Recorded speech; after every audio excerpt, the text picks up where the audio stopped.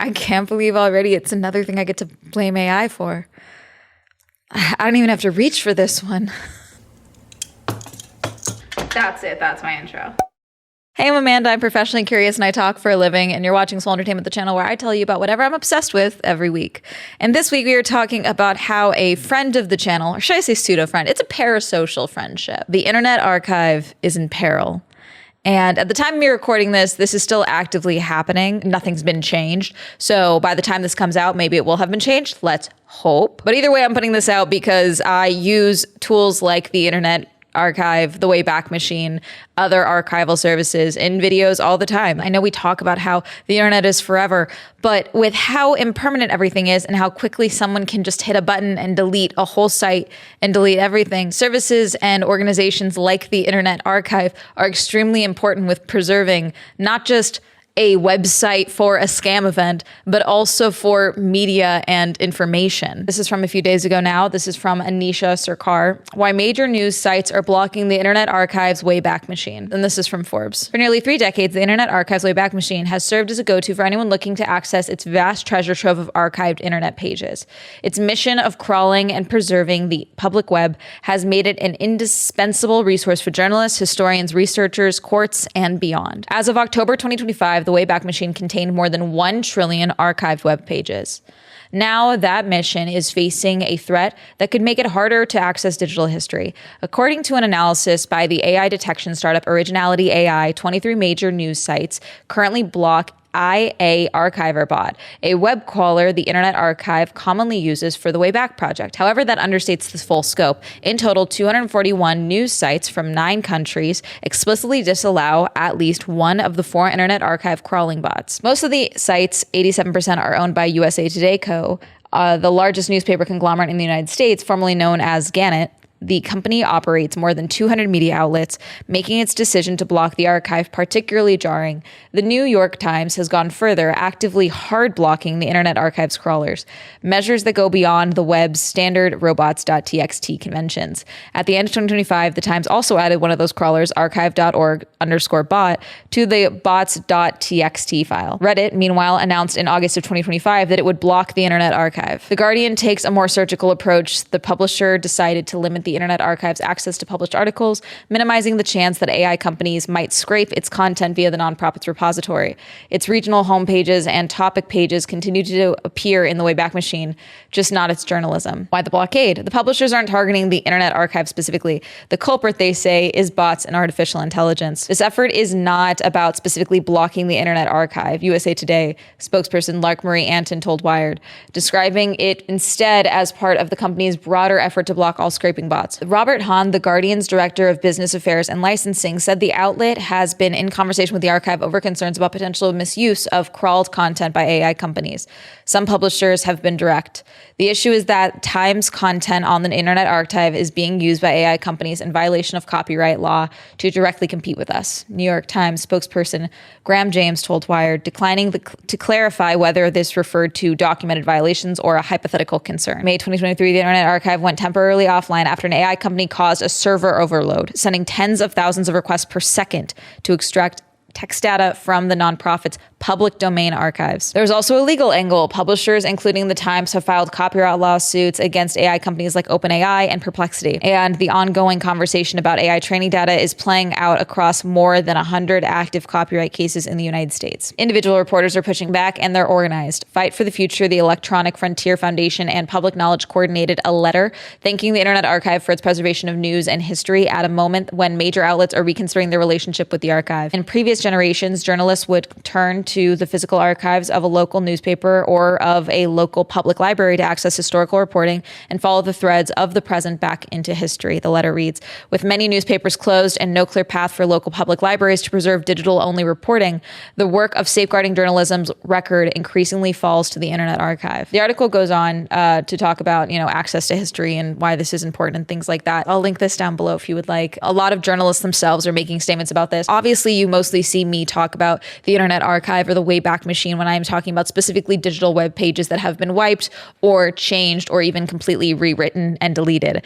And the Wayback Machine in particular is very valuable because it gives a full-on calendar showing various screenshots of when things were uploaded. Archives that I've used, you've seen me when I go clicky, clicky, clack. That's usually me checking to see if something's been archived already and I can read a version of it that is not behind a paywall. So that's clicky, clicky, clacky. When you hear me say that, that's me checking something. And if it doesn't work, we move along and I find something else. That's typically not me archiving a link or an article. It's me checking to see if something's already been archived for the sake of that. Not even just with like news and journalism, but we are seeing this constantly in right now, okay, in the digital age. Fuck the AI conversation for 2 seconds. In the digital age, with the rise of streaming and the rise of digital platforms, we have the ability to lose everything. One formative moment for me when it comes to archiving and my philosophy around collecting, especially physical media and things like that for myself, is when I was in high school, okay? Now, can't remember if this was Nook. Nook was, I think Nook still exists, Barnes & Noble's e-reader, and then Kindle, which was bought by Amazon around that same time I was in high school, okay? Nook was still a big deal at the time, okay? I was a voracious reader. Yes, at one point I had both a Nook and a Kindle, okay? My parents were like, this is probably cheaper than buying a physical book. At some point when I was in high school, I remember this article distinctly because I read it on my school's laptop and not everything was unblocked, obviously, on there. But there was an article about how the UK arm of Kindle, I believe, if I'm remembering correctly, was going to be shutting down. And people realized, I think for at least the first time in my memory, okay, as a teenager, okay, that the thing they were buying digitally was not actually something they were buying. It was something they called it. It's like, oh, okay, well, you're going to lose access to these books. Because everyone was like, okay, well, I want the books that I've bought. I've bought these. They're on my device. Those are mine. It's like, well, no, you're renting those. They're leased. Because this was before, I believe this was entirely before Kindle Unlimited. I paid for every book that I had at that point. Digital as well. It was cheaper, yes, but it was still something that I was paying for. And that was the first time that I was like, oh, these digital versions that I'm reading on my e-reader, I would devour a whole series in the span of a week. I don't own any of that. None of that's mine. They can take that at any opportunity. That's something that I think everyone in this current age of, millennial, Gen Z, Gen Alpha is realizing in real fucking time, I think, that anything can disappear or be taken from you, whether you paid for it or not. There are movies, TV shows that were released on streaming platforms for streaming only. They made it, they own it, and it's gone. There are shows, there are movies that are just gone. And that's talking about media specifically. There is so much value in organizations like archive.org and the Internet Archive and other archives. There's so much. And yes, it's not everyone has a fuck-ass printer. I have a printer. It sucks, okay? I can't print out every single article that I find and have a physical archive of that.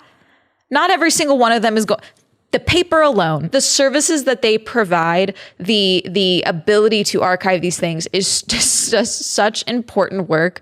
And of course, it's going to be ruined by fuck-ass AI. I haven't even talked about this. In the modern age, under Trump's America, the age of misinformation, the age of rewriting government websites, .gov is not a trusted source anymore. In case you forgot what fucking channel you're watching, okay? You can't trust those websites anymore. In this current day, you can't trust certain news. And I'm not doing like a whole fake news thing. I mean, Trump's camp are buying the news stations. No, you know what? I am doing a fake news thing. What the fuck are we doing? It is so important to preserve that fuck ass Substack article. It's important to preserve that student newspaper from the 70s. Like it's important to preserve these things so that we don't repeat history, because everyone's attention spans is that of a grape these days. Okay. These physical archives, these digital archives are important. They serve a purpose, because if you don't learn from history, if you don't learn history, you are doomed to repeat it. And every day, if you have any form of critical thinking or pattern recognition, you see that happening all the time. I don't like that I don't like this. I hate this. I hate this so fucking much. And I also find this interesting because there are people who are like, Internet Archive is pirating. They're doing all of X, Y, and Z.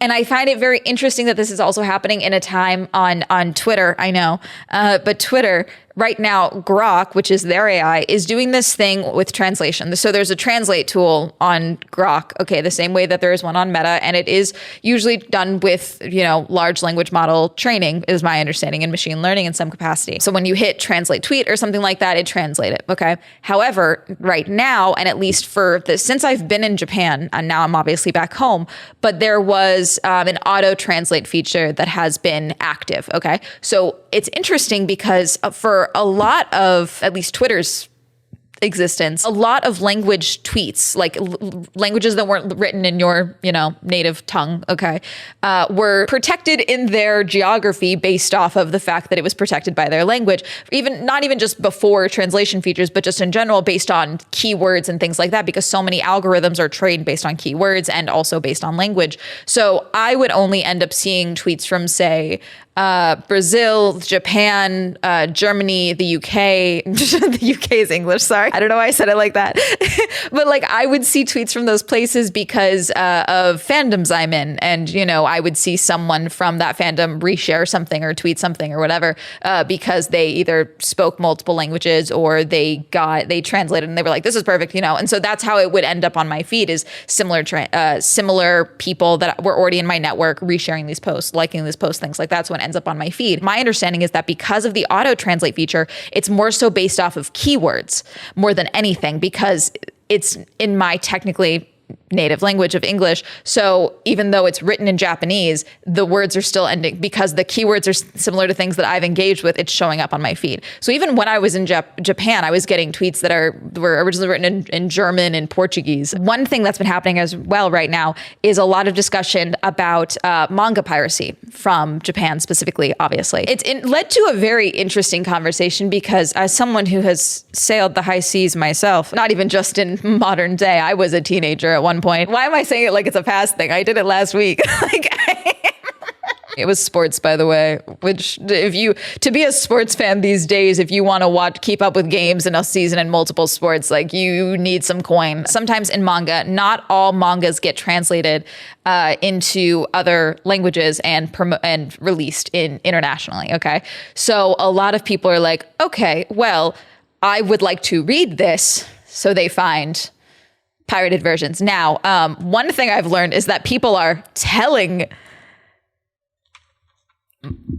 mangakas and these writers and artists that they've pirated their work. Where's the decorum? They may figure, it's easy to figure out, okay? But let's be serious, okay? That's like someone meeting me and being like, yeah, I've been asking for foot pics. Let's have some fucking decorum. Let's remember you're talking to a person. Let's pretend we've been outside before. What are we doing? That's not something, that's, oh God, growing up in the fandom age, my main fangirl years being on Tumblr really has protected me from so much. You grit your teeth in a way, and also your face isn't attached to it, okay?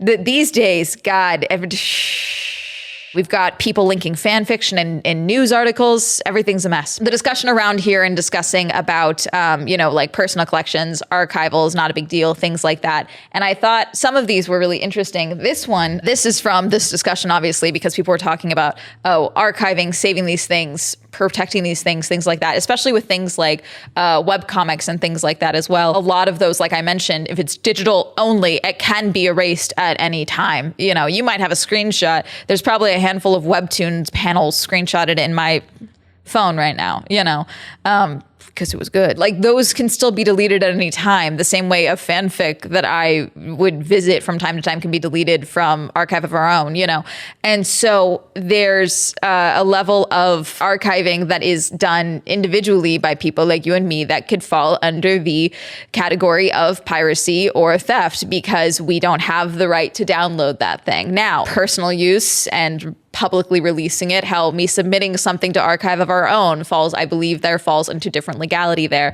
Again, I'm not a lawyer. Again, this is all just hypothetical and things I'm sharing about. A couple years back, the Nintendo DS got discontinued DS Lite, 3DS, okay, all the DS lines of Nintendo, okay, because they were making room for the Switch. 3 years ago, The Completionist on YouTube, I bought every available game for Nintendo 3DS and Wii U on the Nintendo eShop before it shut down. It was costly, time-consuming, and absolutely worth it. If you want to learn more about video game preservation, check out the Video Game History Foundation, and we'll see you at our charity event, Preserved Play. This is from 2023. Now, I remember when this was going on, because I was not following, I'm not super engaged with Nintendo 24/7. Okay, I don't game much.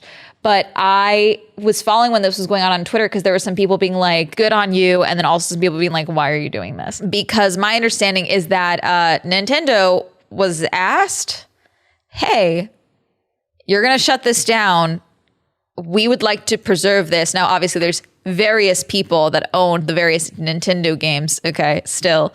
Or, hey, we license this to Nintendo. So I believe Nintendo still has the control and licensing of those things. But yeah, they were just cool for those to disappear and be lost and be only available on the people that had already downloaded them and things like that. That's one instance of an individual person contributing to an archive. Someone said this on the Nintendo subreddit. This is again from 3 years ago. This is incredibly cool, but how is this preservation? Did I miss something here? Some guys owning all these games on encrypted SD cards isn't going to help anyone who wants or needs the games in the future. Edit. I did miss something in the end. He said he donated the consoles to the Video Game History Foundation. I'm guessing that they're going to take care of backing this stuff up in some way, which is where the actual preservation would come into play. Pretty dope. And again, someone's going to be like, okay, well, these games already existed on, burned ROMs or, these things already existed on pirated sites and things like that as well. Again, a random download from tumblr.com, those posts can be taken down individually. I went to the manga museum when I was in Japan, which I highly recommend if you're someone that is interested in manga or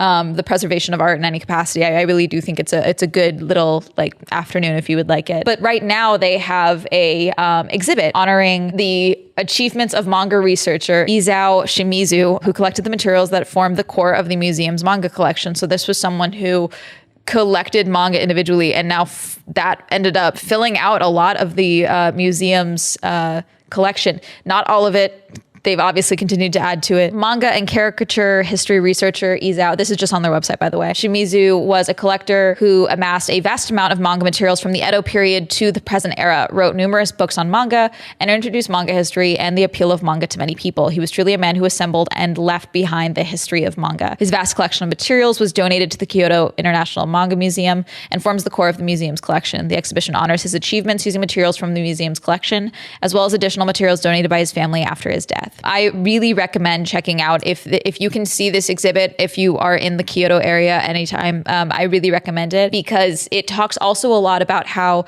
manga at the time was meant to kind of be read and not really protected or preserved in any capacity. So a lot of times when he was collecting it, it was kind of seen as why do you still have that? It's the individual, the collector that can preserve things long term and things of this nature. But it was really interesting to see the discussion. Manga, at least here in circles, is seen as this oh my God, thank God you got it. At least I remember when in an old video, okay, when I was really mad about the Barnes & Noble remodels. I'm still mad about some of them. I have one more Barnes & Noble in my area that has not suffered yet. And I'm hoping to preserve that Barnes & Noble. But I was talking about how the graphic novels and manga section was massive. And felt extremely oversized, frankly, compared to other sections in the area. And I was told by people that had worked at Barnes & Noble or were currently working at Barnes & Noble that apparently, at least for their stores, a vast majority of their monthly sales come from the manga and graphic novel section, which I find extremely interesting, at least in current day. But again, we can argue the interest internationally into manga has exceptionally gone up. I don't think you can meet a modern nerd in the current day of 2026 and they don't have at least a handful of mangas, if not at least one whole series that they have been collecting for their favorite anime or just a favorite manga that they really are hoping it gets an anime at some point. There's also now we have this other story that just came out. Volunteers turn a fan's recordings of 10,000 concerts into an online treasure trove. This just came out. This is from the Associated Press. This is by Christopher Weber. On July 8th, 1989, a young music fan, Adam Jacobs, with a compact Sony cassette recorder in his pocket, went to see an up-and-coming rock band from Washington for their debut show in Chicago. After a blast of guitar feedback, 22-year-old Kurt Cobain politely announced to the crowd that the small club called Dreamers, "Hello, we're Nirvana, we're from Seattle." With that, the band, then a quartet, launched into the riff-heavy first song, School. Jacob surreptitiously recorded the performance, documenting the fledgling band in raw, fiery form more than 2 years before Nirvana's global breakthrough with the album Nevermind. Jacobs went on to record more than 10,000 concerts with increasingly sophisticated equipment over 4 decades in Chicago and other cities. Now, a group of devoted volunteers in the US and Europe is methodically categorizing, digitizing, and uploading them one by one. The growing Adam Jacobs collection is an internet treasure trove for music lovers, especially for fans of indie and punk rock during the 1980s through the early 2000s, when the scene blossomed and became mainstream. The collection features early in their career performances from alternative and experimental artists like REM, The Cure, The Pixies, The Replacements, Depeche Mode, Stereolab, Sonic Youth, and Bjork. There's also a smattering of hip-hop, including 1988 concert by rap pioneers Boogie Down Productions. Devotees of Pish were thrilled to discover that a previously uncirculated 1990 show by the Jam Band is included. And there are hundreds of sets by smaller artists who are unlikely to be known to even fans with the most obscure tastes. All of it slowly becoming available for streaming and free download on the nonprofit online repository Internet Archive, including the nascent Nirvana show recording with the audio from Jacob's cassette recorder cleaned up. It goes on to talk about Jacob's decision to do this and things like that. I'll link this down below. I think it's a really great read. And again, I don't remember when the exact age of when recording at concerts became, less than legal. Obviously now everyone's got, a recorder in their pocket. To think about, again, 10,000, that's history right there, I'm pulling up the collection right now. Yeah, on Internet Archive, recordings are still available, but the preservation of the Adam Jacobs collection is what they're calling it. But again, that's one person, there's things, something that I have started collecting that someone's going to be like, yeah, that's unnecessary, is, which a lot of people do. I'm not the only one that does it, is programs, especially because of so many events that I do. Because a program that's preserving, not just the event itself, but the lineup, the sponsors, the ads, the location maps, things like that. Someone's gonna be like, yeah, that's unnecessary. You say that now, but it's like that is a snapshot of the context and the history of the time at the moment of that event. Even if, you're like, yeah, we're in 2026. We know that. Still, there's sometimes articles in those things that are never put out anywhere else. They're specifically in that program from the Japanese Grand Prix of 2025, or 2024. I've got one from then. I've got one from now. There's also so many things that have just been preserved from lost media that is just, again, not from the archives. There's shows from years ago that are on the Internet Archive. There's so many. I was scrolling through r/lost media. That so much of that was done from protection via piracy. The media shutterings of the internet age, there's so many sites that have gone under that just as soon as someone stops paying for web hosting, that's gone. I'll never forget as well, the director of Dickinson on Apple TV, when the show was ending, she posted that she begged for a physical copy of the show. It was a digital show on Apple TV. She begged for a digital copy because that's her work, that exists, and she didn't have any. And they did acquiesce, but that came about, I believe, during the 2023 strike because of the digitalification. And you could argue the industry's gotten way worse since the strike. Again, not because of the strike. Marvel just laid off 1,000 people. Can we take a moment to appreciate piracy of someone on r/piracy? If this is from 4 years ago, can we take a moment to appreciate how piracy has preserved a lot of digital media? If it weren't for piracy, all of abandonware, obscure movies, comics, books, and other forms of art, they're referencing porn, would have been either completely lost or difficult to obtain. It's thanks to piracy we have access to so much media which has become inaccessible through legal means due to copyright issues and other corporate nonsense. Piracy preserves digital content. It's a fact.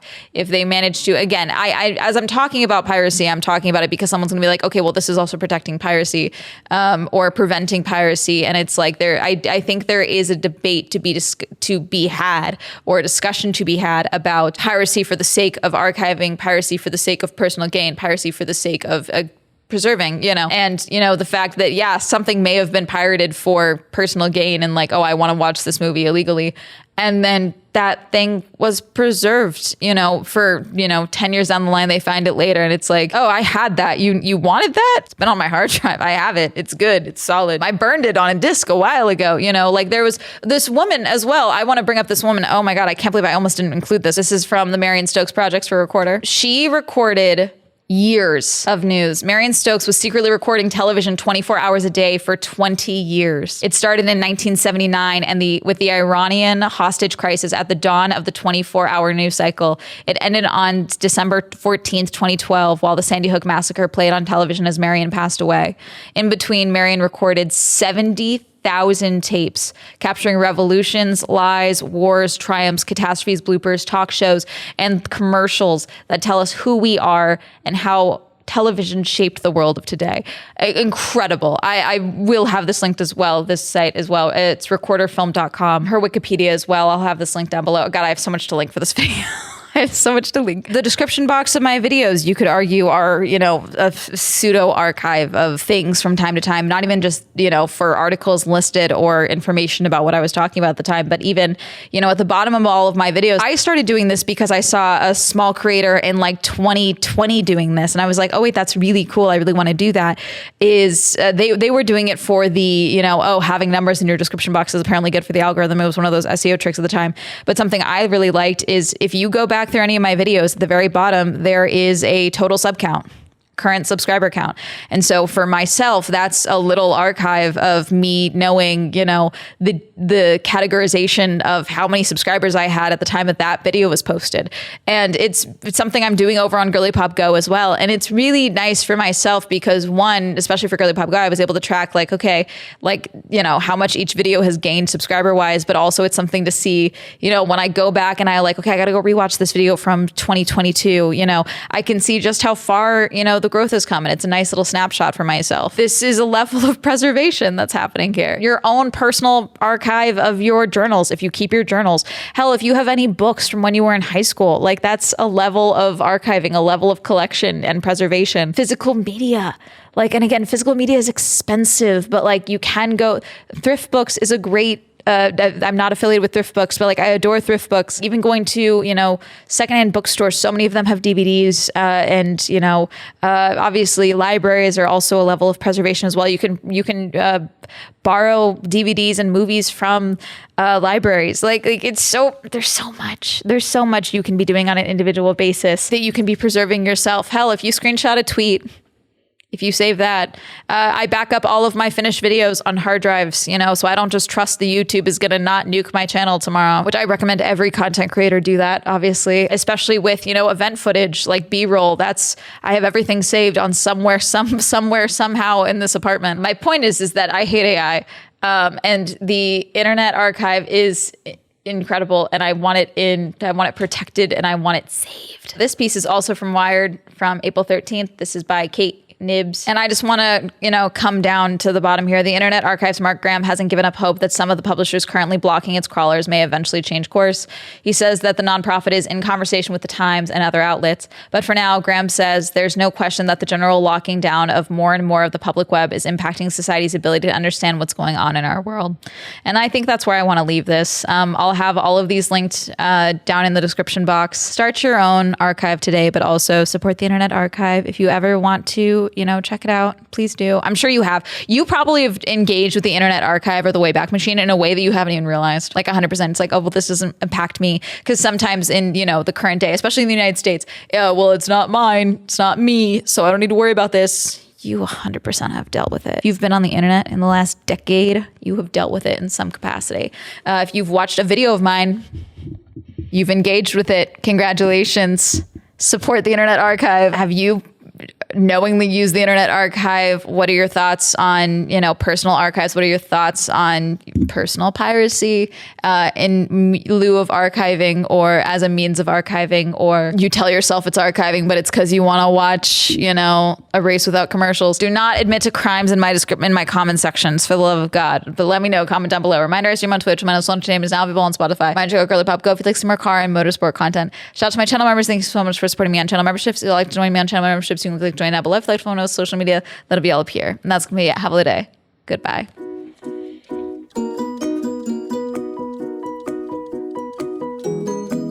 Like, I think if you love anything, if you are a fan of anything, I think you should try and find a way to protect it in some capacity. You know what I'm saying? Preserve it.